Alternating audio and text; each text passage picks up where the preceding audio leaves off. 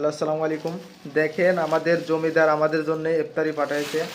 এখানে কি কি পাঠাইছে, এই যে মুড়ি, তারপরে নারিকেল, এটা কি, পেঁয়াজ। পেঁয়াজ, এ বাবা, দুটা লাচ্ছু, আলু, ডাল, খেজুর, তারপরে বাদাম, কিশমিশ, ও একটা ট্যাঙ্ক, চনা।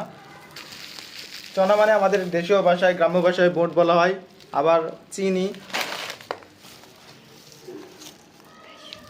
বেসন, আর এই দুধ। কিছু আছে? দেখ, বস্তা খালি। তো মাশাল্লাহ, আমাদের জমিদার আমাদের জন্য অনেক কিছুই দিছে। এই হচ্ছে আমাদের আজ ঈদের বাজার।